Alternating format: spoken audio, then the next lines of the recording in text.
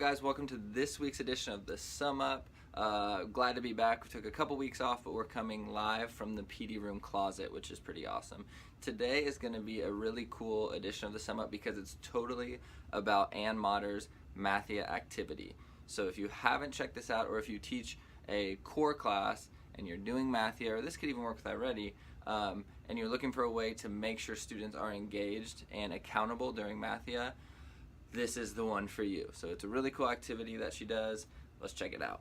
So Ann starts by putting a page that looks like this up on the board. She had a slide that I took a picture of that really just didn't turn out well when I put it on the computer.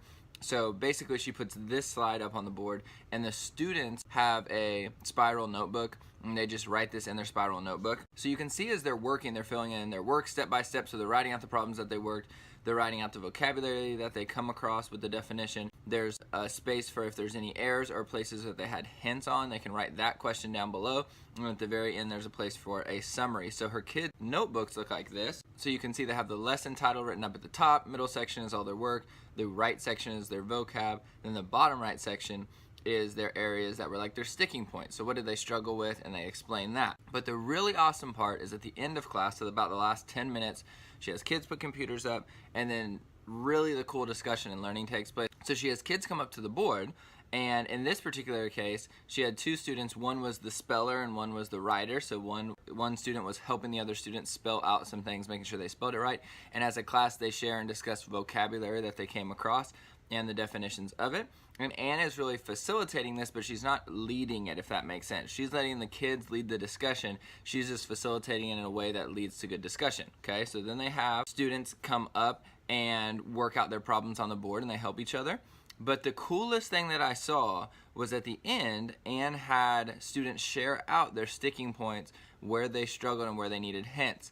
And you would think that 7th grade students would be really shy and not want to explain or really speak up about where they messed up, and that was not the case. So there was a boy that raised his hand and was talking about how a place where he got stuck had to do with negative numbers, and then as a class they kind of helped him get past that part. It was a really cool discussion that took place. So then at the very end, as you remember on the page, there's a summary part at the bottom, and I was talking to Ann about how she does her summaries, and some days she does it at the very end of class where they write the summary. Sometimes she has them the next day come back, and after bell work they kind of begin their next lesson.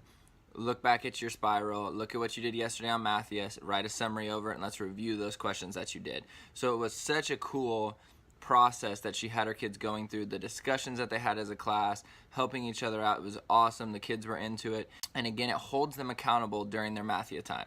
So again, this is fantastic. If you have any questions, talk to me or Ann. I have put a link to the page, so if you wanted to print off the page and have them write on it, I've put a link in the description, and then I also have all the slides. So I have a slide like Ann's that you could just use if you wanted, and there's a link to that in the description as well. So again, shout out to Ann Motter, fantastic work. Alright guys, so that concludes this edition of the Sum Up. If you have any questions, talk to Ann or me. Again, there are links in the description below to a printable page and to the slide you can use to just put up on the screen if you want to try this with your kids. You could also try this with iReady in an intervention class. So either way it would work. Have a great rest of your Sunday. Thanks again for all you guys do.